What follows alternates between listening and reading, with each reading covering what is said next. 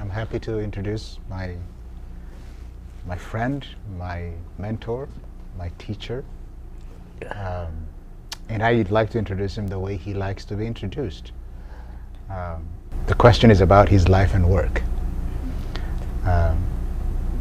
Life and work in Oromo, these are inseparable. They're intimately linked. It's jiru and jireenya. So it's about his jiru and his jireenya. And I would really be happy to say a couple of things about his jiru and jireenya, his life and work. Gammachuu is a man who gave his life to the Oromo. Dr. Gammachuu has given his life to the Oromo. There are many Oromos who have given literally their lives to the Oromo cause. He's one of them too, but it's only luck. It's just only luck that he is here today. I have seen in my own research, a graduate student at Addis Ababa University unearthed this letter that was written during the Derg regime that sentenced him to death. So I have seen it. I know this. It's not like a story that I have heard, but I have seen the paper itself. So he was sentenced to death. He escaped and he's here, but he is really a dead man walking for the cause of the Oromo. Gammachuu devoted his life to understanding what it means to be Oromo, what it means to be and become Oromo. That's what he tried to understand for himself as a life mission, but also to explain being and becoming Oromo, what that really means to be Oromo. That's what he studied. And what he studied informed how he lived. Everything he does is informed by what he understood about being and becoming Oromo. There are so many friends that I have that have studied the Oromo, but all of us who claim to have studied the Oromo at least in one spot. In my case, it is the Hararge Oromo that I spent some of my time there, but he studied all of the Oromo people everywhere. He lived among them as an anthropologist. He lived among the Sabbo and Gona, like the Ituambana. He lived among the Raya and Asebo. He lived among the Macha and Tulama. He lived among all of them. And I know nobody who has this totality of understanding of what it means to be Oromo. And that is how he really lived his life, trying to teach, to introduce the Oromo to the world, but also remind Oromos themselves about their own heritage. So that is how he lived his life. As I said, life is related to work. What did he do? What is his work? Professionally, he was as an anthropologist by training. He went to the University of London, the School of Oriental and African Studies, and he wrote a defining dissertation on Oromo knowledge, identity, and the colonizing structure. Not many people have read it, and we're still waiting for the book to come out, but it is really a defining study on the Oromo culture and worldview and knowledge and identity. And that is really what basically informs his own life. He had written, many people know that he had written on many poems and even songs. So we are assembled here to commemorate Ali Birra. Last night Ali Birra told me when he issued I think his 6th vinyl, Gammachuu Magarsaa wrote 7 of the 10 songs that that was issued on that vinyl. So I mean, many of you know, many of Ali Birras know, Asaba laho, Gurama laho, Isinitu beka warra gubate erge, Aba jenne kana kanuman jalqabna. All of these were written by Gammachuu Magarsaa. That's how he lived his life. That's what he works, and how he lives, so consistent between life and work. So what he studied informs how he lives. And when I say study, I don't mean writing a dissertation. It's what he learned from living among the Oromo people. Even in his dissertation, he says, what I am writing here is not what Gammachuu Magarsaa is saying. I am only an interlocutor between the Oromo knowledge and others to know. So that is how he wrote. So on the Oromo worldview, the Oromo worldview that he studied informs his understanding of what Oromo politics should be, what Oromo economy should be, what Oromo culture should be. The prism on life that he has is really Oromumma. So that is Gammachuu Magarsaa, and I'm really happy to have known him, and I'm happy to call myself his latest disciple. Thank you. Thank you for such an important introduction. Dr. Gammachuu, we're so happy and grateful to have you here. And if we can start out by you telling us a little bit about what led you to anthropology and to studying the Oromo in particular. Yeah, it's a very long story, but I'll try to cut it short.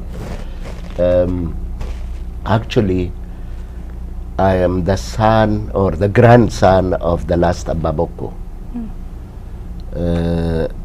who again descends from the Macha last lawmaker Makobili. The Boku of Makobili is with me.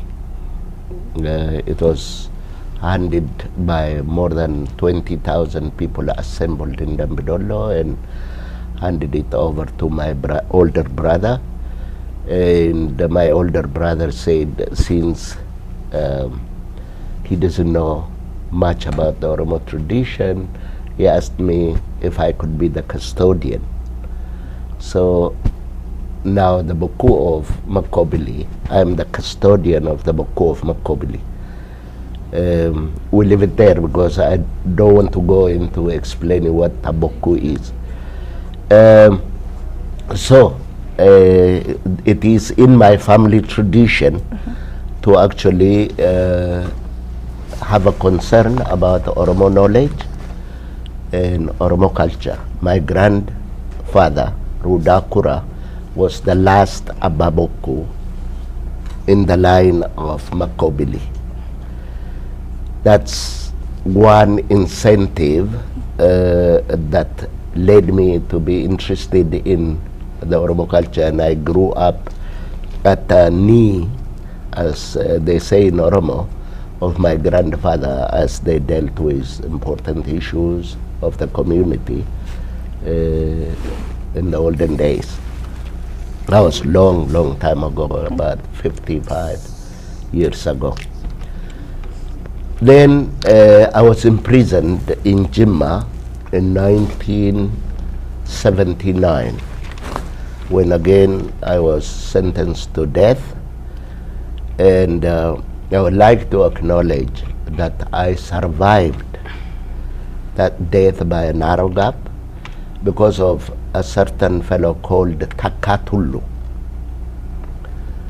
Takatulu didn't know me, but his friend Bakala Makonnen, the son of Makonnen Wasanu, with whom we used to work, knew me, and he knew Taka. When Taka saw my name Gammachuu Magarsaa from Settlement Authority, and since Gashwakala was working with Settlement Authority, Taka asked him who this Gammachuu Magarsaa was, and through that accident of acquaintances, I survived another death. After that, I left working with the government and joined the university. While I was in prison in Jimma, I met a Catholic father who is now the head of the Catholic Church, Abba Brane Jesus. In those days, his name was Abba Damaro Surafel, who introduced me to a Catholic anthropologist, a Catholic father anthropologist, Lambert Bartels. So I started working with Lambert Bartels. When I worked with Lambert Bartels for almost 8 years, where he produced this book called Oromo Religion. When the book was published, he offered me a scholarship, and I went to Kenya. And I was in Kenya doing history with emphasis on African history. but then the kind of African history, as you were talking about previously, didn't interest me because I found African history written into some strange model. And from working with Father Bartels, I've already seen that the Oromo history as an African history should be written differently. So that led me to working with Alessandro Triwilzi, for whom I used to collect what they call fixed texts. Like in Oromo, history is recorded in a form of fixed text, like Soraguyo Sora Sororo Safeali, Soraguyo Barkawa Dari Dire Daga, Soram Bade Sororon Subam, Bade Gochibo De Bade Gorsawalale. This is what they call fixed text. It tells a story of a particular Gada period. So I realized that Gada chronology is what needs to be used if Oromo history is to be written properly. So I went to working with custodians of Oromo oral tradition, like Bule Guyo. The late Bule Guyo is now dead, and the Basa Guyo. And I made over 500 hours of recordings, not only with them, but Adidida, and there are others. Guyo da Basa, and Sora Agole. And when I did this, I was not alone. I did it with people like Abdullahi Jerma, another legend, a Boran musician, equally known as Alibera is known in Ethiopia. It's the Alibera version of Kenyan Oromo. So I lived with him, and we went into this training, initiation together. And there was this very close friend of mine who is half Greek and half Oromo. His name is Polybius Valendis. He also attended the sessions that I carried out in terms of recording Oromo oral tradition from these custodians. After that, I didn't know what to do with all these things. So by that time, I was thrown out of school in Eldoret, which was an Adventist college. So I had to join USIU. USIU is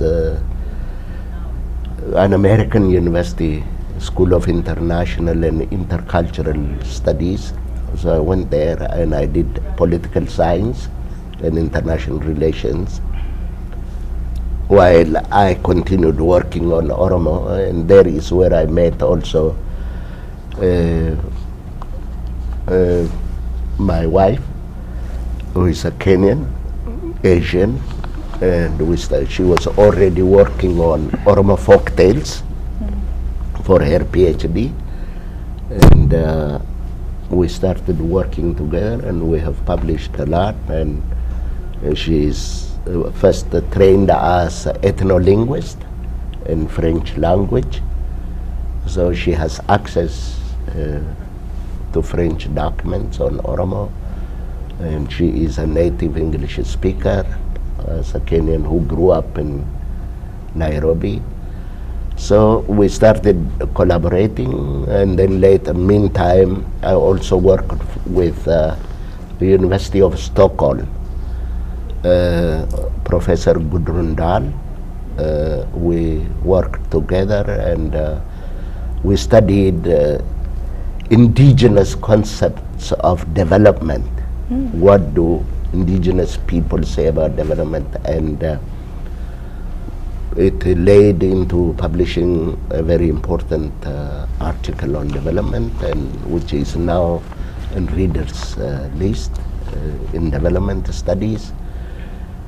So one thing led to another, and I became an anthropologist. Then I went to Cairo was given a scholarship by Hugh Pilkington, a charitable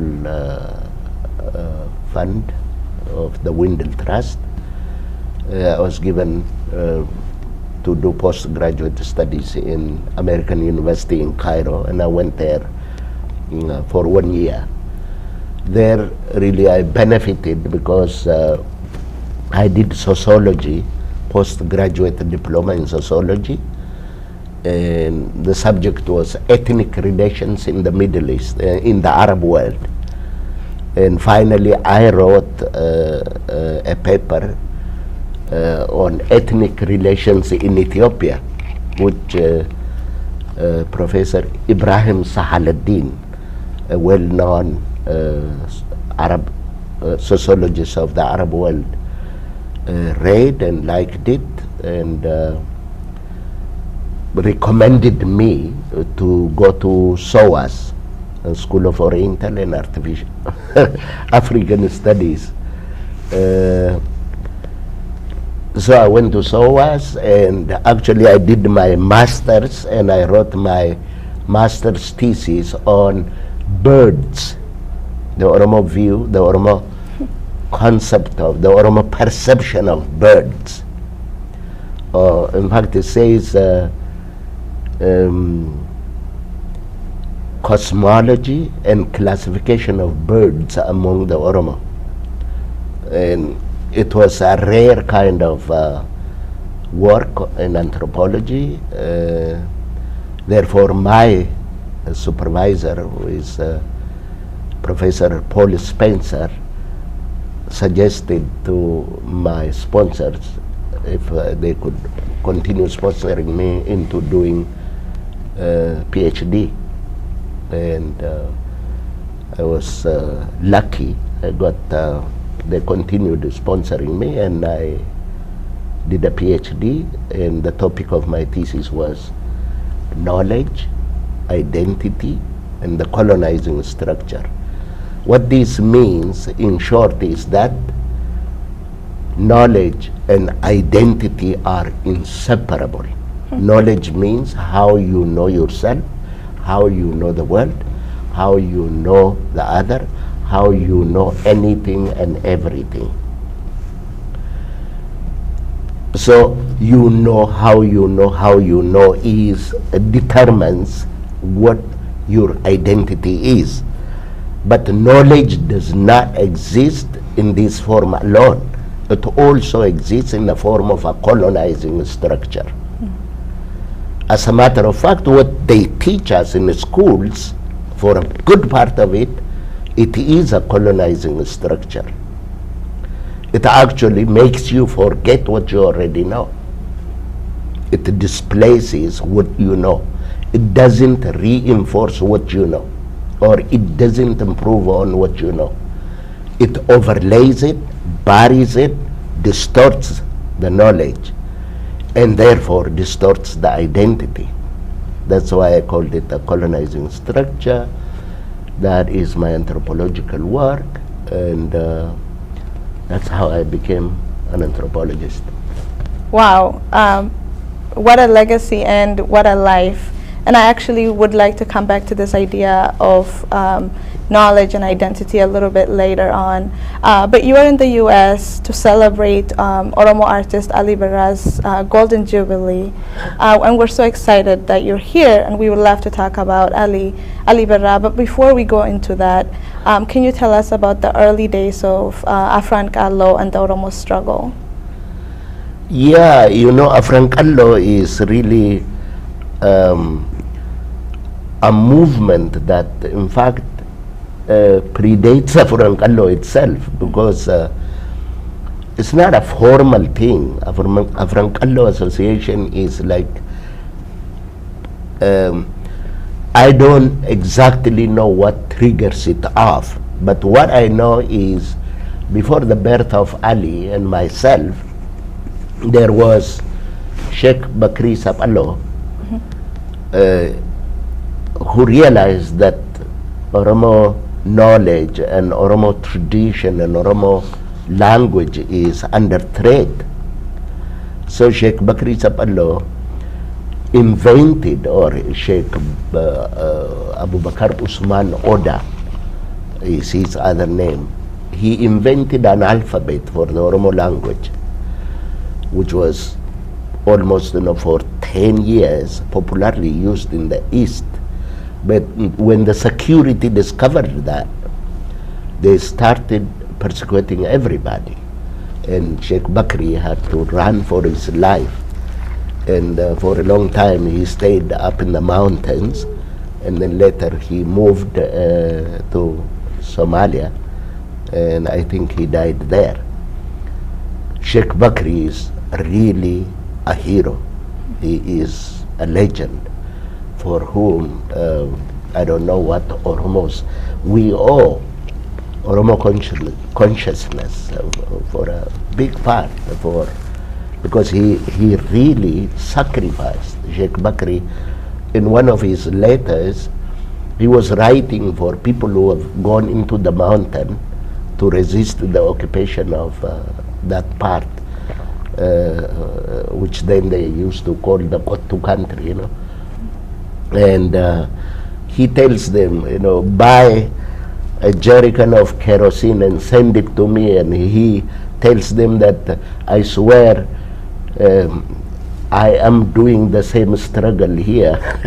And his struggle was writing in this alphabet that he has invented. And that basically led to a kind of a cultural revival.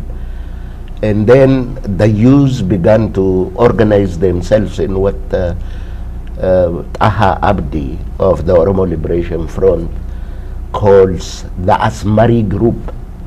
The Asmari groups were young Oromos who would get together and perform cultural dances on public occasions and on weddings, and just to popularize and awaken people.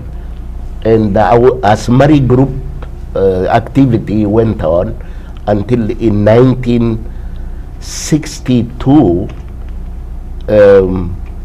it led to the establishment of the Frankallo in Dredawa town. And that was when Ali comes into. Ali was born 2 times actually.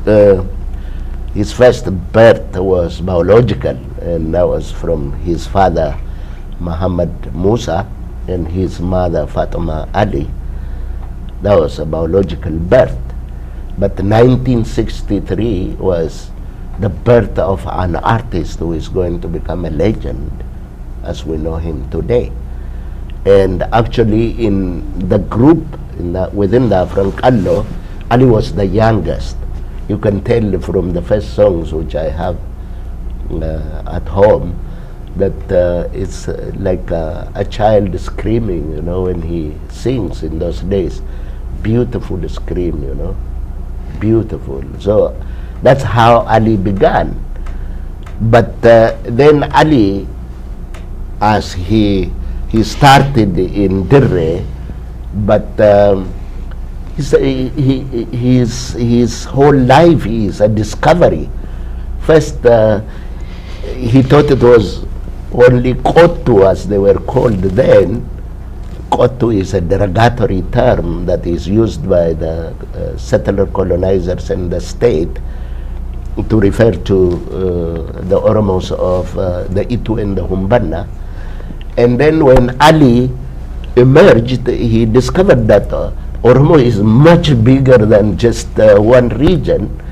And then he started to use songs from region outside his own to reach out to other Oromos, like Awashina Mashokisa. You know, Ali, he talks about Alatin Diretawa, which means this eagle from Diretawa, which symbolizes Ali and the message he carries. And then this time he's on horseback galloping to Salale and Jimma. And then he uses, these are powerful symbols in Oromo culture. And then he talks about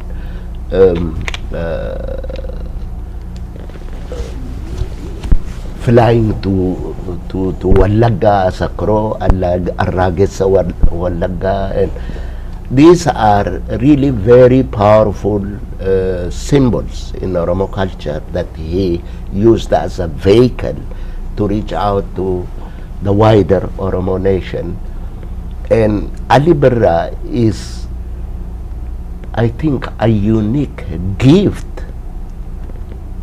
It sounds a miracle that we have Ali Birra.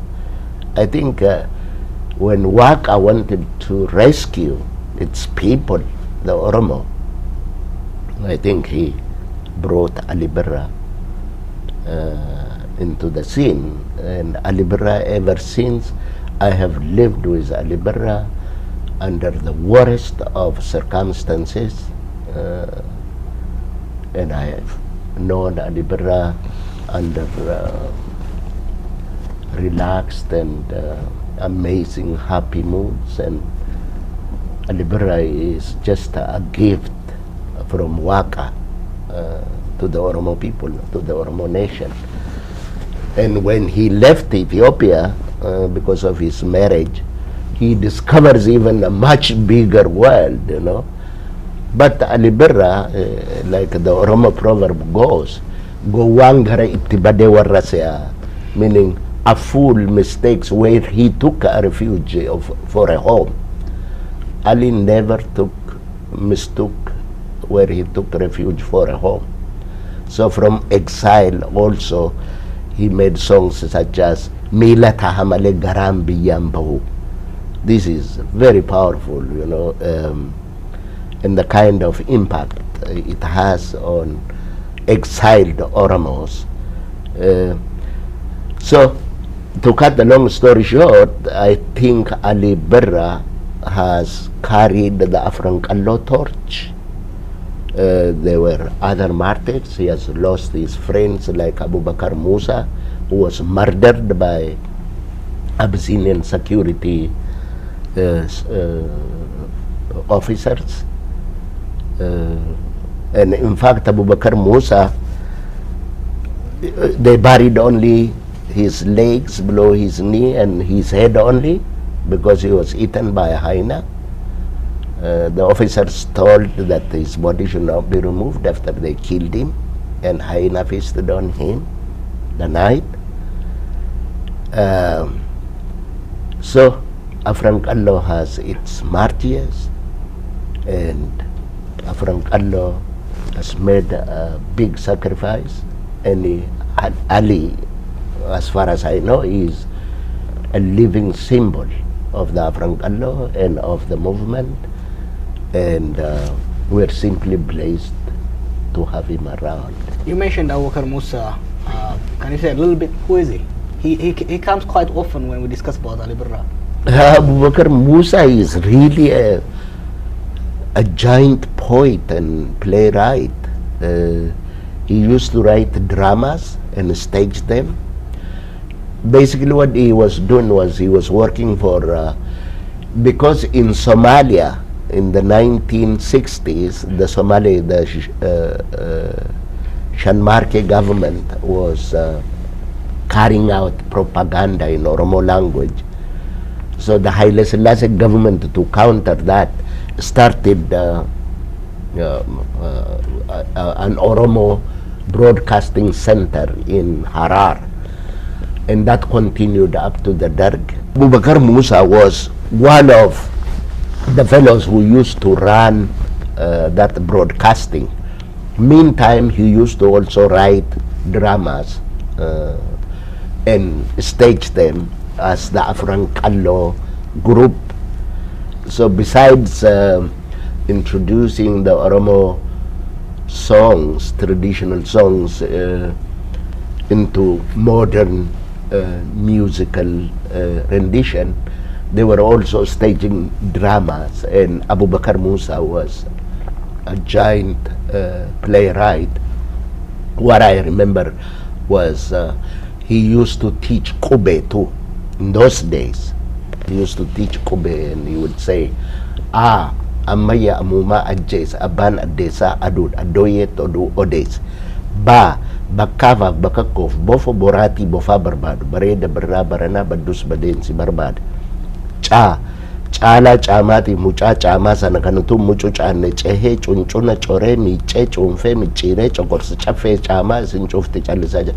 This was like fascinating as little boys. We used to listen to him and children used to get excited, and he was really a committed Oromo fighter, and his contribution in the revival of the Oromo culture and language and tradition was immense.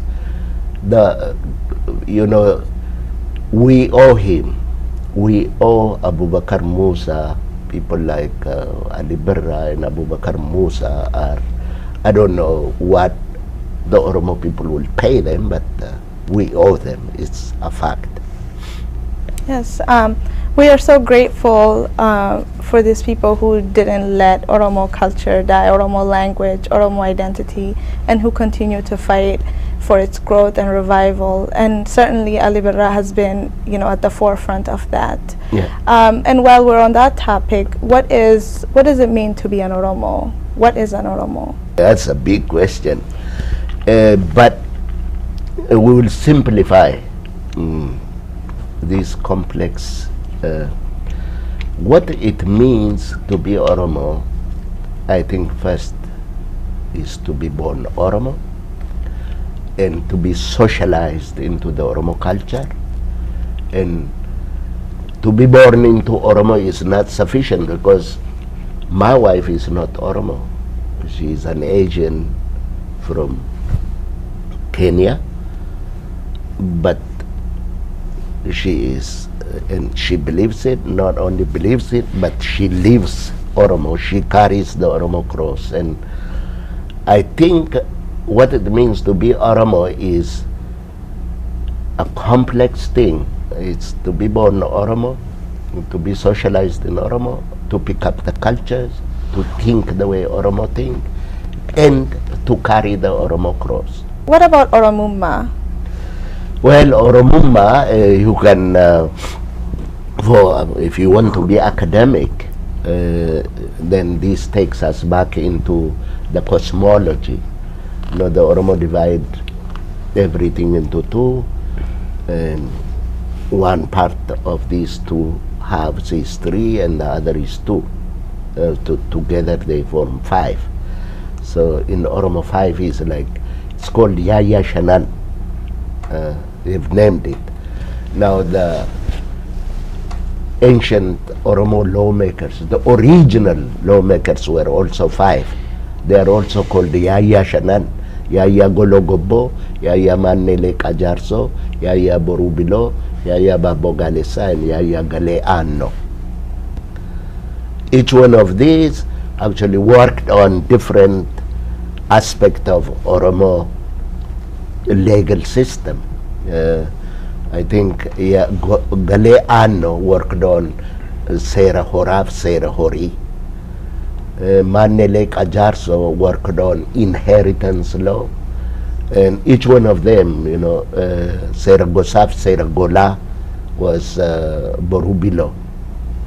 So each, well, this is it's not something that I can really articulate and make clear to everybody in this kind of session, because you have to start with the creation myth and how everything is a replication of this creation myth at different levels, and how Ayana comes into play, and what Oromos think about Ayana and the creator Waka, and how this Waka propels out of itself to become its own opposite and creates the universe. And so Oromumba contains all these things. Okay. So and this thing is learning this thing is a lifetime process. Yes. From childhood to death, this is what you learn and this is what you go through. The Gada is in here, the Oromo, the Boranticha is in here, kinship system is in there, the economy is in it, and everything, as Professor Iskel was mentioning, the entire jiru-jireenya of the Oromo is in it. So that's what the Oromumma, that's what constitutes Oromumma. It's this and more. Well, maybe I've heard you say so many times that Oromumma is not about what runs into your vein. It's about what you know, your consciousness. Absolutely. Can you give us some like outlines? Of course, it's a vast knowledge system.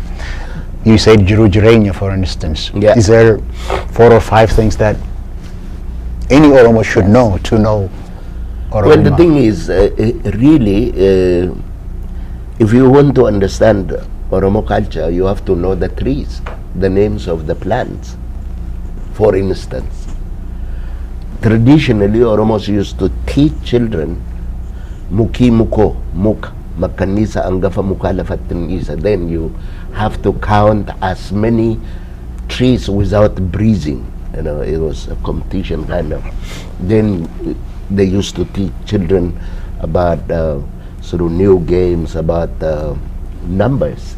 So there is traditionally this Oromo concept of counting, mathematics, and symbols like dhibba guutuu lakkoofsa 90 boorraq alaanqa addeessa 80 dameeqiltuu 70 dhaaba manash 60 barruu daduu 50 walakkaa dhibba 40 gama gaangoo 30 dubbii soddaa 10 dubbii qultii salgan dhala dulloota 80 leenca. And these were each one of these things that they're symbols, Oromo cultural symbols that you transmit to the growing up children, and it is all this knowledge that then constitutes the child to make him into an Oromo. And the knowledge of the trees, the knowledge of animals, the knowledge of the kinship, you know Hibbo, for instance, Himboya, you know Hibbontain. And if they want to know you, because you have to know your kinship, your lineage, and your relation with other clans and so on. There are games, children games, to teach these things. So we lost a whole world, an institution that used to reproduce Oromumma. And Oromumma is all this knowledge and more. And it is also the jiru-jireenya, meaning what people do to subsist, the economy, whether it is this story that Oromos have been nomads is again another nonsense that either the ignorance have been perpetuating or deliberately doing this, because if you label somebody a nomad, then he has no territory, therefore he doesn't have land. That's what they have been doing. Yes. But the Oromo has always been both cultivator and also they carried out pastoral. So Oromumma is what contains all these and more. Just at the expense of making it a bit too academic, what is the difference between the concept of race or ethnicity and Oromumma? Is it the same? Is Oromumma an ethnicity? Is it a race? Oromo doesn't believe in fact, for humankind, like if an Oromo sees an Anuak being abused, what they say is, Dala namati miti. Dala namati miti is, you're not allowed to do that. He is one of mankind, or he is the product of humankind. So the very concept of the Oromo doesn't really go into racial, I don't know what race is in Oromo.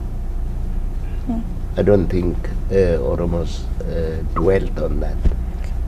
Race there is a white man, there is a black man, there is a brown man. All of them are nama, ilma nama.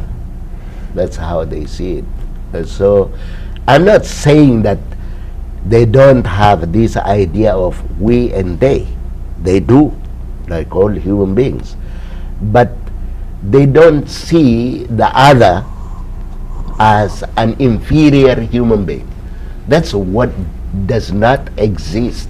That's also, I think, what made the Oromo culture survive, because they easily intermarried with themselves and with others, and they gave their daughters to others, and they married from others. So it's a kind of, call it egalitarian kind of, it has an egalitarian aspect to its culture, and therefore it has helped the culture survive and the people also expand over the bigger territory. All right. So what would you say have been some of the effects of state control and repression on Oromo people's indigenous cultural heritage and traditions, some of which you have been discussing with us here?